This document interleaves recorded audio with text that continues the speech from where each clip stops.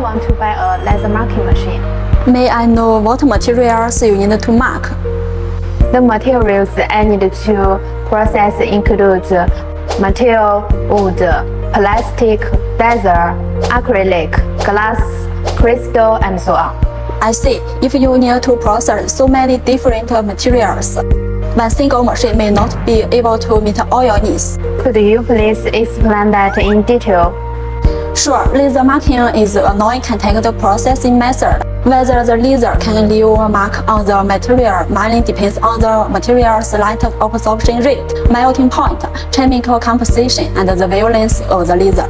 For example, if you want to mark metal materials, we recommend using a fiber laser with a wavelength of 1064 nanometer. Although UV laser marking machines can also mark metals, due to the lower power of UV lasers, it's difficult to achieve deeper markings on metals. As for plastic materials, the high fountain energy of UV lasers can directly break the molecular bonds of the material, causing decomposition or reorganization, resulting in color contrast. Additionally, there are some special materials that can only be processed with specific lasers, such as transparent glass and crystal. For glass and crystal, only UV lasers with a wavelength of 355 nanometer can be used for marking. This is because when using fiber lasers on transparent glass, most of the energy penetrates the material, making it impossible to form markings. Carbon dioxide lasers, on the other hand, have strong thermal effects, which can easily cause the glass to melt, crack, or deform, making the marking impossible.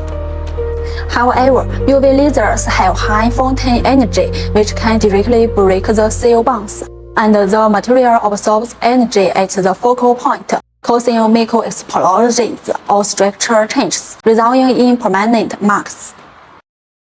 What about wood? When it comes to wood, it depends on the factor you want to achieve.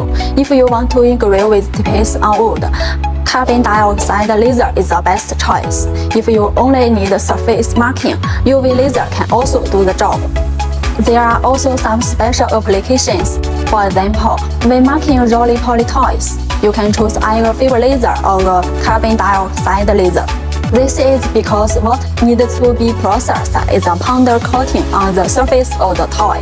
The advantage of using a carbon dioxide laser is that it can remove the powder coating without damaging the underlying metal material. Okay, I understand now. Thank you. You are welcome.